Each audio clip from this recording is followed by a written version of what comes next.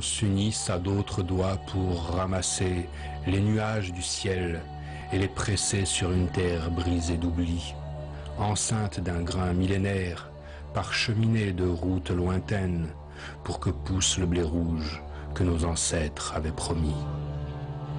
La terre ouverte trahissait, çà et là, au ventre de ces brunes crevasses, quelques soupçons de verdure que les oiseaux venaient couver.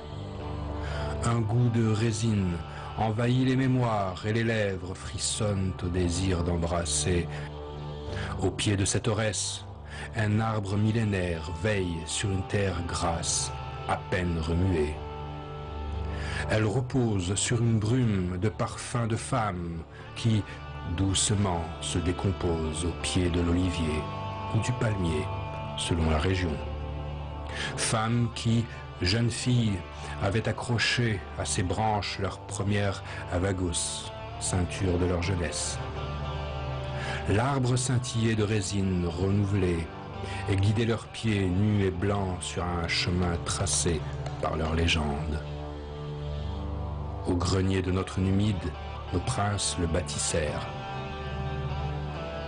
Les conquérants y brisèrent leurs armes avant de périr. On y voit le semeur de l'Aurès écraser dans sa main le grain et goutte à goutte le laisser pleuvoir pour qu'au printemps fleurissent les champs de la liberté amazigh. On y voit la mer modeler la terre glaise pour qu'à l'aurore la bergère réconcilie la vie et le jour en brisant le pain d'orge encore chaud. On y voit l'enfant souffler dans sa flûte une prière inconnue qu'il adresserait à Dieu pour voir le cèdre se multiplier et écouter la fougère chuchoter la pluie. Ici dans les Aurès, les siècles lentement courbèrent l'échine et le silex fit jaillir le feu de l'histoire pour nourrir l'incessant combat et illuminer la route des enfants dans le regard desquels l'amour refusait de creuser sa propre sépulture. Rome, la première, avait salué la blondeur automnale de l'Aurès.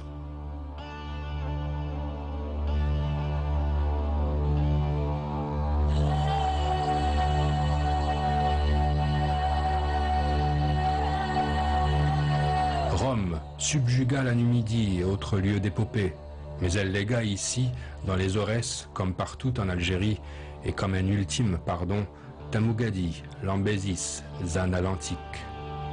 Ce qui reste de ces cités antiques est en tout point saisissant.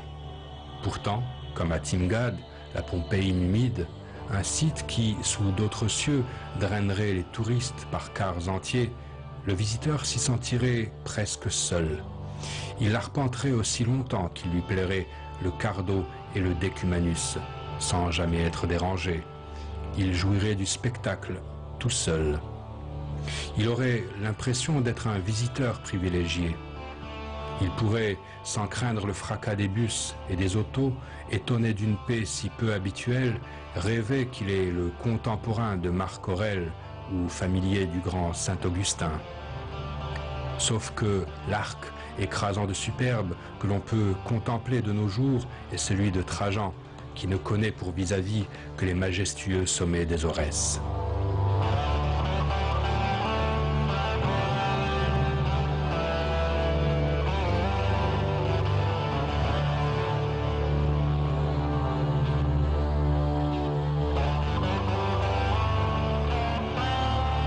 En dépit de son plan géométrique et de son quadrillage sévère, à l'image du camp romain, Timgad, par l'abondance de la variété de ses édifices publics, dut être singulièrement variée et plaisante. Il y paraît encore, à la silhouette de ces ruines, évocatrices entre toutes. Ne craignez pas de les parcourir en plein midi, dans la splendide mélancolie que donne à ces choses le grand soleil. Après être allé jusqu'au fort byzantin dont la construction sommaire et la rudesse font mieux valoir les élégances de l'époque heureuse, après avoir visité ce baptistère chrétien dont la cuve à escalier en mosaïque brille encore comme un linoléum neuf, voyez ce hérissement de pierre et de marbre, et surtout l'étonnante symphonie de couleurs qui fait chanter la vive lumière. À gauche, l'arc de Trajan. d'une chrome très claire, trouée d'ombres profondes. À droite, les 2 colonnes du Capitole, qui s'évadent, blanches et blondes, de leur soubassement vert de grisé, et qui, vibrantes sur cet azur délicat, semblent chanceler éternellement. Devant vous, sur la futaie serrée de tant de colonnes relevées, mais brisées et inégales, tous les ocres, tous les ors, tous les tons, vifs ou onctueux, veines de sang du marbre aux translucidités de vieil ivoire, vermillons éteints de pierres jadis peintes, polychromie à la fois éclatante et douce qui s'enlève vers les verts légers. Polychromie à la fois éclatante et douce qui s'enlève sur le vert léger et les fonds nacrés de l'horizon. Il y a là un instant de rare émotion, par quoi se justifie la reconstitution de Timgad, la magnifique.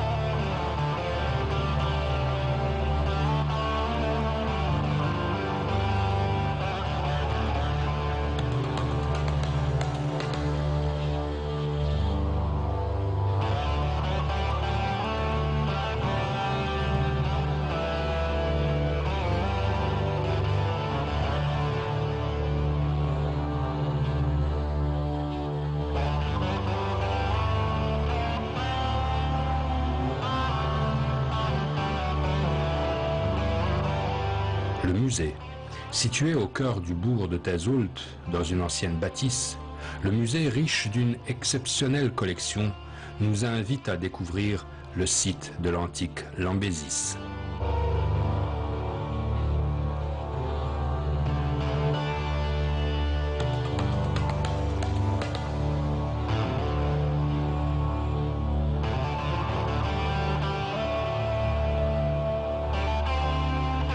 Le petit musée de Lambèse ne doit certainement pas être méprisé.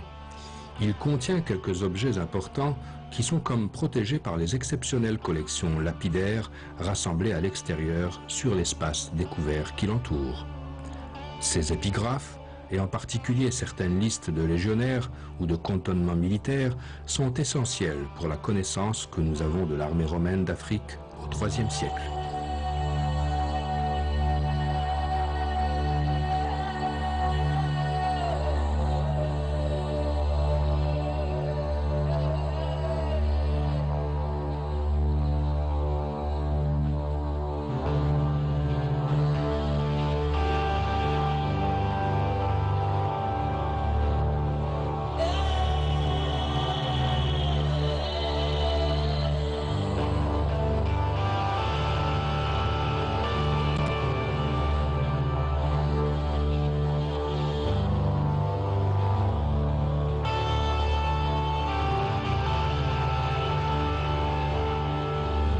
Évoquer le nom de Lambèse, c'est aussitôt évoquer la 3e légion Augusta. Le site va naître et grandir à cause de son implantation ici. Il dépérira lors de son départ. À l'époque augustéenne, la 3e est déplacée d'Amedara, Heidra, à Thevest, Tébessa, puis à Lambésis, où un premier camp de 200 mètres de côté est édifié en 81 dans un endroit propice, un plateau adossé à la colline dominant la plaine. Plus tard, le besoin d'un casernement mieux adapté se fit sentir et l'on édifie directement dans la plaine cette fois-ci un 2e camp, vaste rectangle de plus de 2 hectares entouré de murailles. Un 3e, situé plus à l'ouest, complète l'ensemble, sans doute à la même période. Des fragments inscrits, une colonne commémorative, suggèrent que l'empereur Adrien est venu inspecter les lieux vers 129. Comme c'est souvent le cas, une agglomération va se développer autour des bâtiments militaires. Le camp est peuplé de soldats, mais aussi d'autres catégories de personnes, l'officium, mis à disposition du légat pour des tâches administratives ou techniques, comme le génie urbain, l'arpentage, les ponts et chaussées. Il est vraisemblable que les ingénieurs militaires ont aidé à la construction des édifices de Lambèse civils financés par les fonds de la Légion, comme le grand temple d'Esculape ou l'amphithéâtre. Le deuxième temps fort pour l'expansion de la ville intervient dans la première moitié du IIIe siècle, lorsqu'elle devint capitale de la province de Numidie et que son statut juridique change. De simple munice, elle est élevée au rang de colonie. Ces belles perspectives sont cependant très vite déçues. La Légion est dissoute en 238 à la suite des troubles liés à la nomination de l'empereur Gordien, ce qui prive la cité de son soutien économique majeur. Quelques décennies plus tard, Lambèse perd son titre de capitale en raison de la restructuration politique de 315, au moment où Constantin regroupe les deux Numidies et transfère son chef-lieu à Cirta. La ville ne s'en relèvera pas et ne fera sans doute que végéter puisque les textes n'y font plus allusion pendant les périodes vandales et byzantines. Les esprits semblent avoir été suffisamment marqués par cette longue présence militaire pour en garder mémoire, puisque les contreforts de l'Aurès, qui bordent le site de Lambèse, s'appellent aujourd'hui encore Jbel Askar, la montagne des soldats.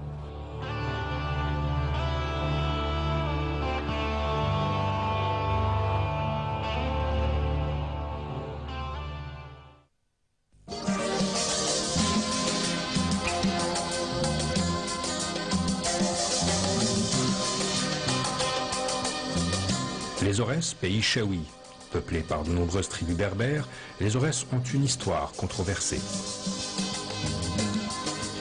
Certains la voient faite d'insoumission et de révolte, Takfarinas, Kahina, insurrection contre l'administration coloniale française. D'autres relèvent un mode de vie particulier extrêmement marqué par l'isolement et la sévérité du massif. De la langue aux structures communautaires et religieuses, la spécificité des Aurès est forte. Réputé d'un caractère de guerrier, indépendant, retranché dans son nid d'aigle, le Chaouia est aussi l'arboriculteur patient et calme, conservateur de la beauté des vallées de l'Aurès. La place de la poésie dans la culture Chaouia reste considérable, dans son immuable description des choses, des hommes et des cultures, des poésies d'amour, de combat, accompagnées de musique pour louer la beauté des Aurès. Les peintres orientalistes y puiseront de nombreuses sources d'inspiration. La vie économique des Aurès tourne autour des activités agricoles, d'artisanat et de commerce. L'histoire des Aurès est également fortement associée à la guerre d'indépendance. En 1954, la Toussaint Rouge, considérée comme le point de départ de la révolution algérienne, a mobilisé tout le massif.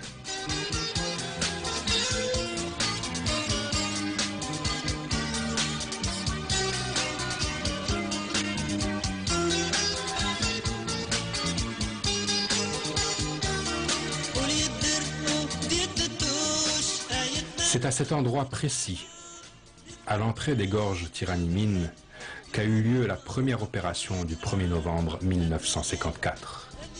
Ce jour-là, les Moudjahidines avaient dressé un barrage près du tunnel vers 9 h du matin.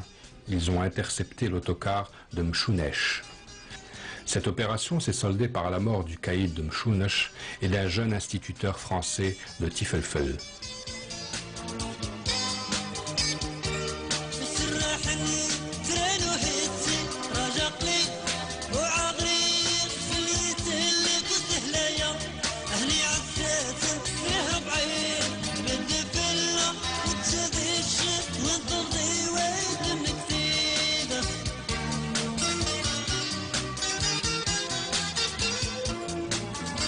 Sans oublier le centre de torture de triste mémoire de Bouzina.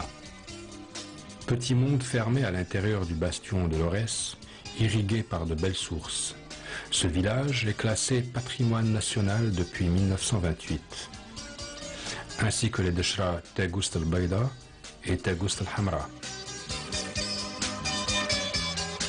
Le massif se présente donc sous la forme d'une grande masse compacte impénétrable, ce qui est depuis longtemps. Pourtant, la visite mérite longuement le détour, car l'histoire et les drames de cette région sont encore là, accrochés aux flancs des ravins, dans ces villages défensifs d'un autre temps, ces coins de verdure et ces vergers irrigués par des grands oueds.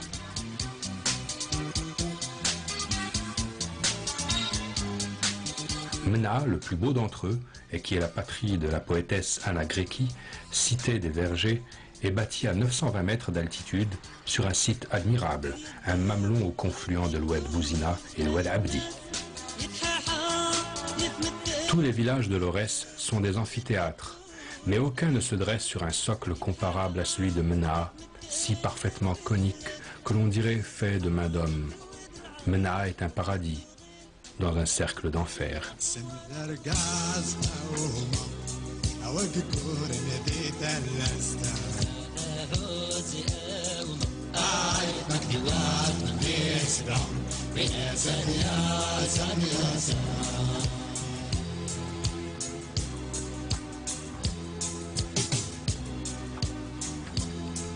Le long de l'Oued Abdi, c'est le moins fréquenté des circuits des Aurès et le plus susceptible de révéler les traits caractéristiques profonds de la région.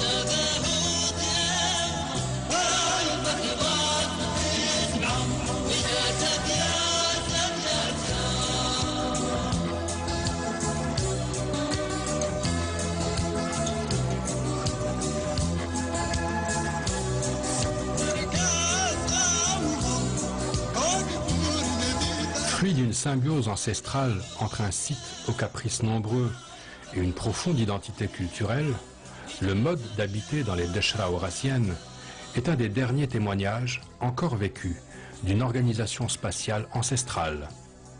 Toute la symbolique de la relation homme-lieu de vie demeure encore présente dans toute sa diversité et son originalité.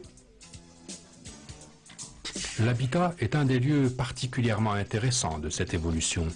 Vieille citadelle berbère, l'Aurès a l'originalité d'une position de transit, formant une barrière naturelle entre les hauts plateaux constantinois et le Sahara, sur lequel viennent buter tous les nuages qui arrivent du nord. Ce massif imposant surgit entre le Sahara et l'Esber. Les voyageurs le découvrent de loin, le considèrent toujours avec une religieuse curiosité, comme le mur derrière lequel se passe quelque chose. Longtemps préservé des agressions externes, il renferme d'innombrables agglomérations qui sont tellement rapprochées qu'elles semblent faire la chaîne. C'est une guirlande de villages, lesquels, avec leur position et leur tour de mosquée, font penser aux acropoles de Grèce et de Sicile. Dans cet ensemble, on peut distinguer plusieurs types et modèles d'habitat selon l'utilisation qui est faite des ressources et des caractéristiques physiques du milieu dans lequel il s'inscrit. Ici, on est dans une maison typiquement berbère, chaoui, au sens propre du mot. On a ici l'organisation générale de cette maison. Ici, c'est bien là où on aurait le bétail, les bêtes, tels que par exemple les mulets, les ânes, et de l'autre côté vous trouvez par exemple des moutons, des chèvres. Là-bas, comme vous voyez ailleurs ici, il y a une maison ou bien une pièce qu'on exploite pendant l'hiver. Si vous voulez, c'est le salon, en quelque sorte c'est le salon, et en même temps c'est la cuisine. L'autre maison, il y a ce qu'on appelle le khazna, ou là, si vous voulez, là où il y aurait le khazna, en même temps, c'est la chambre à coucher. Le khazna, il y a deux types, il y en a deux types de khazna. Il y en a le khazna pour les biens de grenier, voilà, sorte de grenier, et il y en a le khazna pour les aliments, voilà, tels que les figues, l'orge, le blé, le maïs, puisque c'est le produit de base de la région. En haut, c'est une maison qu'on exploite pendant la période d'été. C'est une pièce qu'on exploite pendant l'été, genre de salon, puisque là, il y a de l'air. Ici, on trouve aussi le, comment ça s'appelle, c'est le moulin manuel. Plus on trouve aussi le reste pour le café. Des fois on fait le séchage, tel que par exemple des piments, on les trouve ici sur les balcons. sont des terrasses. C'est là où on fait le séchage. Même pour l'ail, on fait exposer au soleil afin de l'emmagasiner dans les khaznas. L'habitat dans cette région est en harmonie avec son environnement. Les Dachra, villages, s'accrochent au sommet des montagnes de façon encore plus spectaculaire et plus défensive qu'en Kabylie. Partout, ils sont construits sur un même schéma. Les maisons s'étagent autour d'un mamelon, au flanc abrupt d'une crevasse, à l'accès presque impossible et se terminant souvent sur le point le plus élevé par ces qalat si caractéristiques, à la fois grenier et dernière défense fortifiée en cas d'attaque.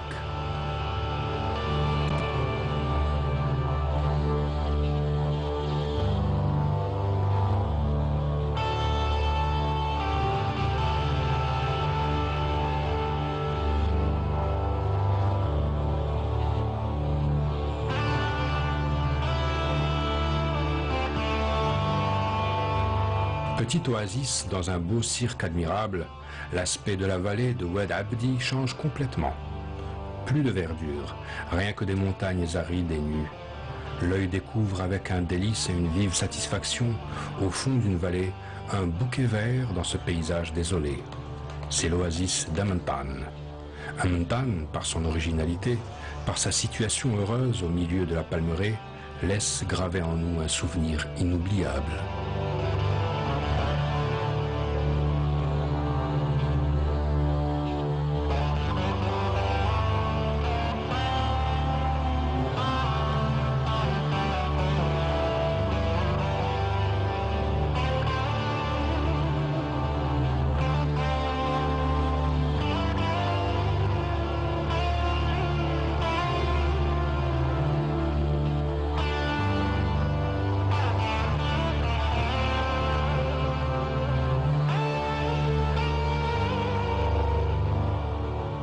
C'est le plus captivant des itinéraires que traversent les Aurès et sans doute l'un des plus beaux et des plus intéressants de toute l'Algérie.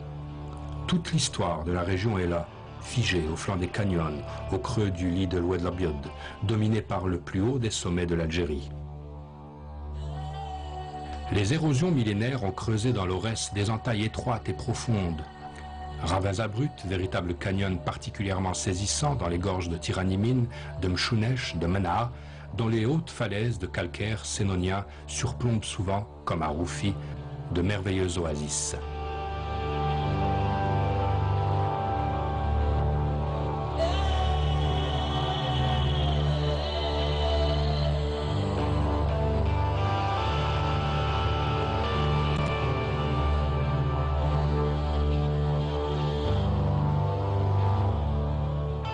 Surplombant l'oasis, les balcons de Roufi font la quintessence du site. Taillés en cascade, dans la roche argileuse, ces balcons naturels ont attiré l'homme dans les temps anciens pour leur climat doux et la protection qu'ils offrent en temps de trouble. Les autochtones y ont construit des demeures aujourd'hui vieilles, à Kham Taqdamt, restées témoins d'une histoire incomparable faite de résistance et de recueillement durant les temps de paix. Ces maisons uniques en leur genre, qui selon les versions connues datent de 4 siècles, ont été habitées jusqu'aux années 1970. Il s'agit d'une sorte de résidence d'été préférée pour leur fraîcheur naturelle, alors qu'en bas, sur les berges de l'Oued, des jardins d'Éden sont cultivés à l'ombre de la palmeraie. La promenade dans le lit de l'Oued donne la dimension, sinon le secret, de ce merveilleux coin de paradis terrestre.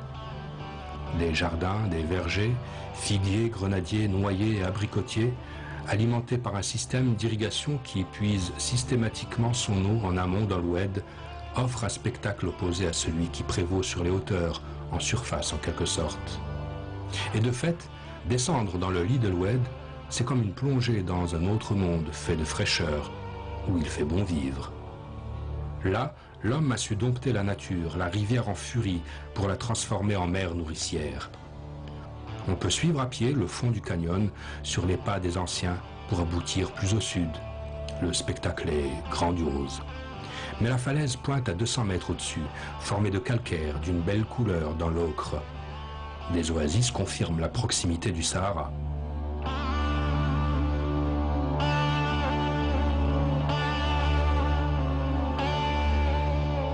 Aujourd'hui encore, la beauté du Roufi appelle les regards et s'offre généreusement aux invités du pays chaoui.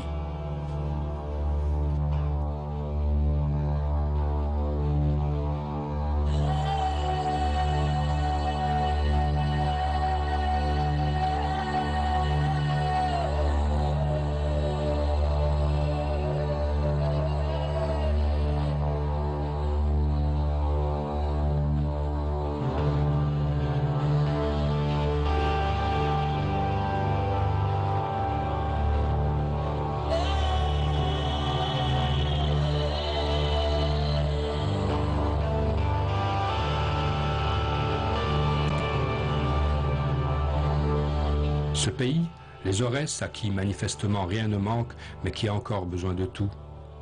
C'est là qu'on apprend à aimer l'Algérie et ses indomptables chaouis avec lesquels on ne peut que nouer des liens très forts. Dans ce contexte pourtant hostile, les liens fraternels se nouent facilement. Chaque sourire, chaque main tendue trouve un écho et une dimension autrement plus importante que dans la grisaille de la routine quotidienne des grandes villes. Des tiges de blé courbant l'échine, des grappes vermeilles et des pâturages appelant des troupeaux comme au premier matin du monde. C'est une terre promise pour y abriter à perte de vue des champs à la chevelure dorée ondulant sous le vent. Mais le jour où les peuples comprendront qui vous étiez, ils mordront la terre de chagrin et de remords, ils l'arroseront de leurs larmes et ils vous élèveront des temples.